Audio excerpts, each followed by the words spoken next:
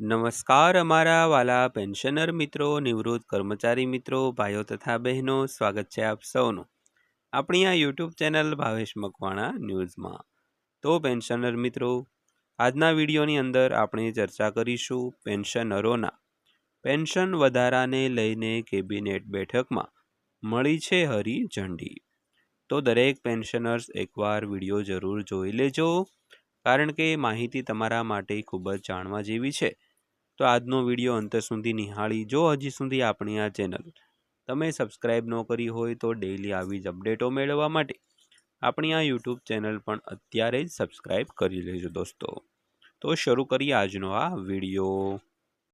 તો વાત કરીએ પ્રધાનમંત્રી નરેન્દ્ર મોદીની અધ્યક્ષતામાં કેન્દ્રીય મંત્રીમંડળે 8મા કેન્દ્રીય પગાર પંચ માટે સંદર્ભ શરતોને મંજૂરી આપી છે।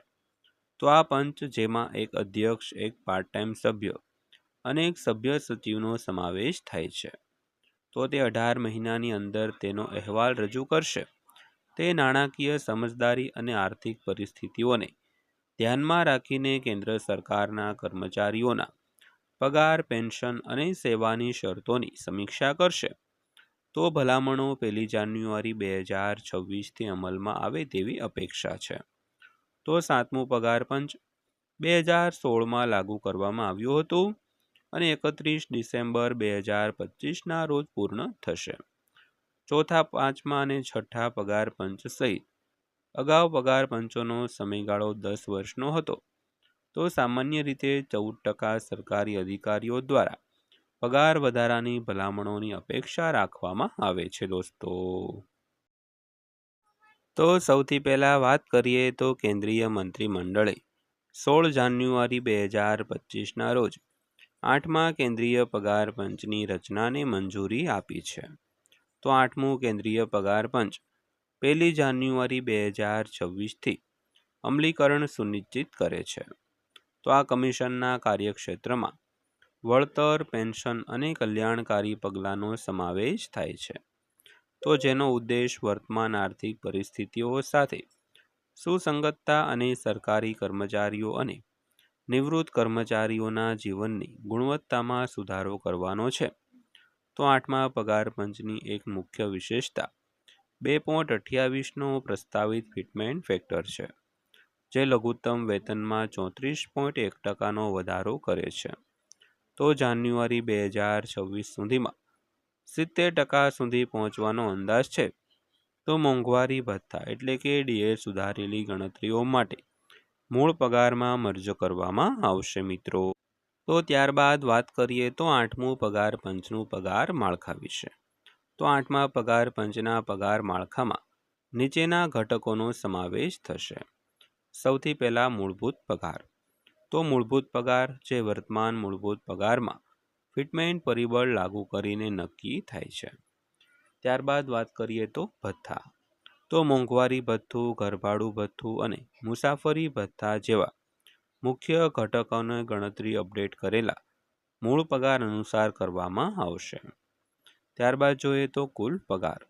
તો કુલ કમાણી જે મૂળભૂત પગાર અને ભથ્થાના સરવાળા તરીકે ગણવામાં આવે છે, જે એકંદર મહેનતાણું દર્શાવે છે।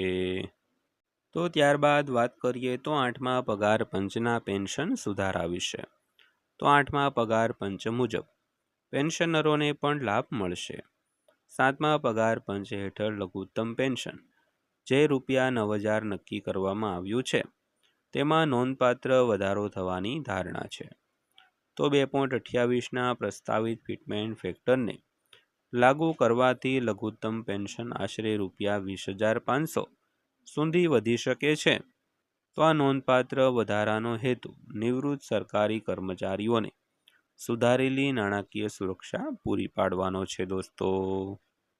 ત્યારબાદ જોઈએ તો 8મું કેન્દ્રીય પગાર પંચ એક કામચલાઉ સંસ્થા હશે, જે કેન્દ્ર સરકારના કર્મચારીઓના પગાર માળખા, પેન્શન અને સેવા શરતોમાં સુધારાની સમીક્ષા અને ભલામણ કરશે। તે પોતાનો અહેવાલ રજૂ કરતા પહેલા નાણાકીય સમજદારી, આર્થિક સંતુલન અને કેન્દ્ર અને રાજ્ય બંનેના નાણાકીય ક્ષેત્રો પર તેની અસરનો વિચાર કરશે। જો જરૂરી હોય તો કમિશન વચગાળાના અહેવાલ પર પણ જારી કરી શકે છે. તો આ માટે અધ્યક્ષની વાત કરીએ તો કમિશનના વડા અને બધી પ્રવૃત્તિઓનું નિરીક્ષણ કરે છે. ત્યારબાદ સભ્ય જે પાર્ટ ટાઈમ નિર્ણય લેવામાં નિષ્ણાંત સમજ અને સહાય પૂરી પાડે છે.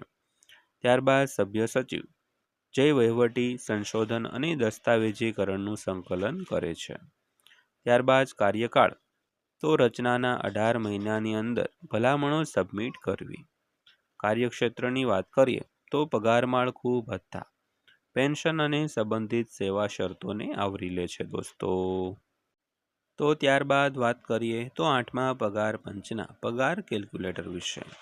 તો 8મા પગાર પંચના પગાર કેલ્ક્યુલેટરનો ઉપયોગ કરીને સુધારેલા પગારનો અંદાજ કાઢવા માટે ગણતરી માટે ઉપયોગી સાધન છે. તો નીચે 3.0ના અપેક્ષિત ફિટમેન્ટ ફેક્ટરનો ઉપયોગ કરીને સરળ ગણતરી માર્ગદર્શિકા છે. ત્યારબાદ વાત કરીએ તો કુલ પગારની ગણતરી કરવાના પગલાં વિશે. તો પગલું પહેલું 7મા પગાર પંચના પગાર ધોરણ હેઠળ તમારા મૂળભૂત પગારની તપાસ કરો. ત્યારબાદ પગલું બીજું સૂત્રનો ઉપયોગ કરીને સુધારેલા મૂળ પગારની ગણતરી કરો. તો સુધારેલ મૂળભૂત પગાર બરાબર વર્તમાન મૂળભૂત પગાર ગુણ્યા ફિટમેન્ટ ફેક્ટર.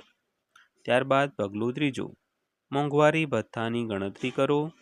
ડીએ એ સુધારેલા મૂળ પગારના ટકાવારી છે. ધારો કે ડીએ 50% છે તો ગણતરી નીચે મુજબ કરો દોસ્તો. તો ડીએ બરાબર સુધારેલા મૂળભૂત પગાર ગુણ્યા 0.50. પગલાં 4ની વાત કરીએ તો ઘરભાડું ભથ્થું સામેલ કરો જે સુધારેલા મૂળ પગારની ટકાવારી છે જે શહેરની શ્રેણી પ્રમાણે બદલાય છે. તો મેટ્રો શહેરો માટે 27%, ટાયર 2 શહેરો માટે 20%, ટાયર 3 શહેરો માટે 10%.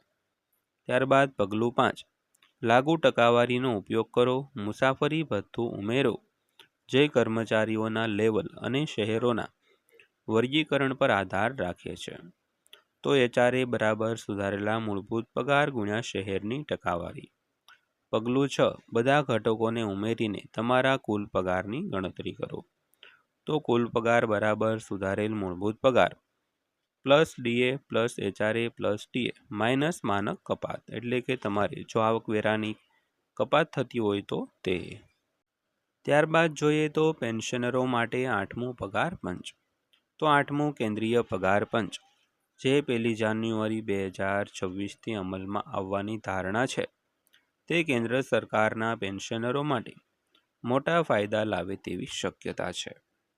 તો આ પંચનો ઉદ્દેશ પેન્શન માળખાને વધારવા, મોંઘવારી રાહતને સમાયોજિત કરવાનો અને નિવૃત્તિ પછીની સારી સુરક્ષા માટે પેન્શન યોજનાની સમીક્ષા કરવાનો છે દોસ્તો.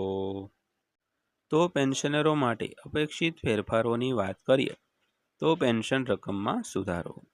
કમિશન દ્વારા ભલામણ કરાયેલા નવા ફિટમેન્ટ ફેક્ટરનો ઉપયોગ કરીને પેન્શનની પુનઃગણતરી કરવામાં આવશે.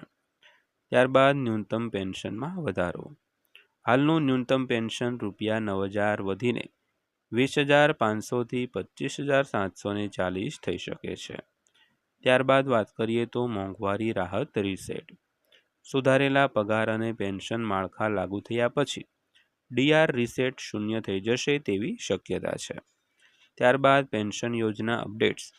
એનપીએસ અથવા યુપીએસ જેવી યોજનાઓમાં ફેરફાર લાવી શકાય છે જેનાથી 10 વર્ષથી વધુ સેવા ધરાવતા કર્મચારીઓ માટે ઓછામાં ઓછું ₹10,000 પેન્શન સુનિશ્ચિત થાય છે.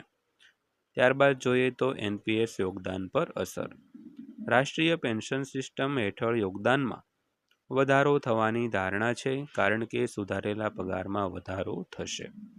તો પેન્શનર મિત્રો, આ હતી આજની માહિતી પસંદ આવી હોય, વિડીયો સારો લાગ્યો હોય તો વિડીયોને એક લાઇક કરજો અને રોજે રોજ આવા જ વિડીયો જોવા માટે આપણી આ ચેનલ સબસ્ક્રાઈબ કરી લેજો. તો ફરીવાર પાછા મળીશું એક નવા વિડીયો સાથે, નવી માહિતી સાથે. ત્યાં સુધી સૌને જય હિન્દ, વંદે માતરમ.